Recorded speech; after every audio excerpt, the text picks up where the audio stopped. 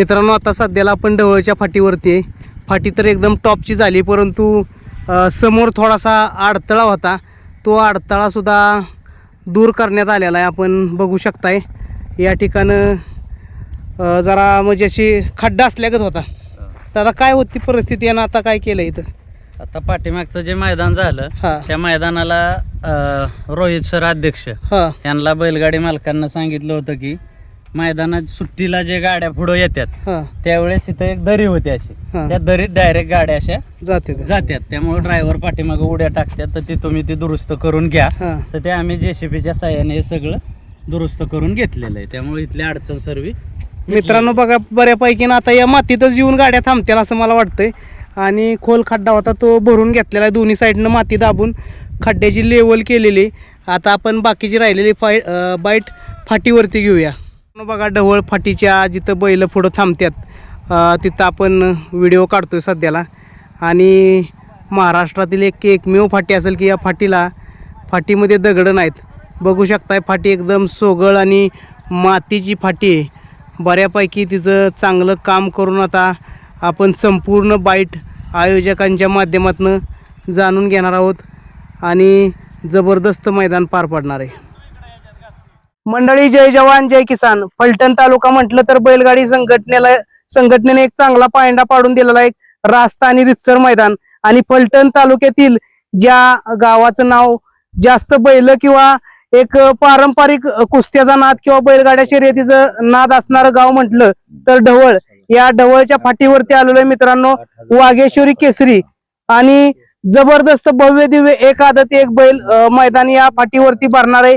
या मैदानाचा संपूर्ण आढावा घेण्यासाठी आपण आलेलो आहे मित्रांनो. फाटीमध्ये काही त्रुटी होत्या ते व्हिडिओच्या पहिल्यांदा तुम्हाला दाखवल्या, ते त्यांना क्लिअर केलेले आहेत. आपल्या बरोबर सर्व आयोजक मंडळी आलेले आहेत. त्यांच्या माध्यमातून हे मैदान कसं होईल किंवा काय संपूर्ण गोष्टी जाणून घेऊया. नमस्ते. काय सांगचाल, मैदान सर्वात प्रथम कशा निमित्त आहे किंवा काय? हे मैदान महाशिवरात्री निमित्त आहे. सालाबाद प्रमाणात किती वर्षाची परंपरा आहे किंवा काय सांगचाल? तसं हे मैदान 50 वर्षाची परंपरा आहे मैदानला. आणि हे पर्व दुसरं असं महाशिवरात्रीचं वाघेश्वर केसरी असं मैदान आहे.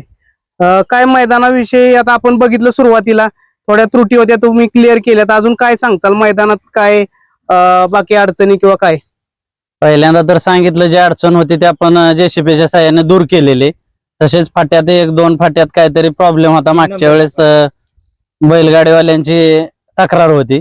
ते फाटीचं एकार पूर्णपणे काढलेलं आहे आणि पाणी मारून रोलिंग करून फाट्या एकदम व्यवस्थित केलेल्या आहेत. नक्कीच. ऑनलाईन नोंदणी किंवा मैदानाची सर्वात प्रथम दिनांक सांगा. 4 मार्च 2026 रोजी हे मैदान आहे. 2 दिवसावरती मैदान येऊन टेपलेलं आहे. आणि ऑनलाईन नोंदणी करण्यासाठी बैलगाडी मालकांना काय सांगचाल? मैदानाची पूर्णपणे तयारी झालेली आहे. तरी सर्व बैलगाडी मालकांनी जास्तीत जास्त नोंद करून मैदानात सहकार्य करावं ही विनंती करेन. नमस्कार. काय सांगचाल मैदान आणि मैदानासाठी समालोचक, फाटीचा पल्ला किती, आतल्यात अंतर किती, काय सांगचाल? हे सालाबाद प्रमाणे चालू असलेलं महाशिवरात्री निमित्त एक आदत एक बैल हे मैदान परवा दिनांक 4 मार्च रोजी या ठिकाणी संपन्न होत आहे. या मैदानासाठी एक नामांकित असे झेंडापंच म्हणून जे लाभलेले आहेत ते आपले धनवडे बापू आणि समालोचक म्हणून लाभलेले आहेत ते प्रताप तात्या झांजुर्णे, विकास सर जगदाळे कुमटे आणि आनंद पवार सर फलटण. मैदानासाठी ऑनलाईन लॉट कधी काढले जातील किंवा काय? उद्या रात्री 9 वाजेपर्यंत नोंद घेतली जाईल आणि त्यानंतर ऑनलाईन लॉट पाडले जातील. महत्वाचं, बैलगाडी मालकांना लागते पळायला फाटी. पल्ला किती आहे आणि आतल्यात अंतर किती आहे? आदत वासराचं मैदान असल्यामुळे आपण 750 फुटाचा पल्ला ठेवलेला आहे आणि फाटीच्या आतलं अंतर 13 फुटाचं ठेवलेलं आहे. नमस्ते. नमस्कार. सर्वात प्रथम या मैदानासाठी बक्षीस वितरण कसं असणार आहे किंवा प्रवेश फी किती असणार आहे? या मैदानाचं वैशिष्ट्य म्हणलं तरी सालाबाद प्रमाणे प्रत्येक वर्षी मैदान भरतात. मध्ये बंदीच्या काळात हे मैदान बंद होतं, परंतु परत ह्या सर्व नवीन जे बैलगाडी मालक आहेत त्यांनी पुन्हा हे मैदान चालू केलं आणि हे दुसऱ्या पर्वातलं दुसरं मैदान अतिशय आनंदात आणि मोठ्या उत्साहात पार पडतं. या महाशिवरात्री निमित्त एक ओपनचं मैदान आणि एक आदतचं मैदान पाठीमाग एक 15-20 दिवसापूर्वी मैदान झालं ओपनचं. अतिशय आनंदात आणि कुठल्याही बैलगाडी मालकावर अन्याय न होता हे मैदान पार पडलं. अखिल भारतीय बैलगाडी संघटना फलटण तालुका यांच्या ताब्यात हे मैदान पूर्णपणे दिलं जातं. तसंच हेही मैदान एक आदत एक बैल मैदान उद्या होणार आहे आणि ह्या होणाऱ्या मैदान हेही मैदान पूर्णपणे फलटण तालुका बैलगाडी संघटना अखिल भारतीय बैलगाडी संघटना यांच्याच ताब्यात दिलं जातं. तिथं कुठलाही गावातील पंच नसतो. खाली आपण सुद्धा झेंडा पंच म्हणून दानावडे बापूची व्यवस्था केलेली आहे.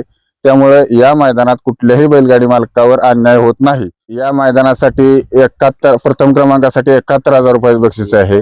द्वितीय क्रमांकासाठी 51,000 रुपयाचं बक्षीस आहे. तृतीय क्रमांकासाठी 31,000 रुपयाचं बक्षीस आहे. चतुर्थ क्रमांकासाठी 21,000 रुपयाचं पारितोषिक आहे.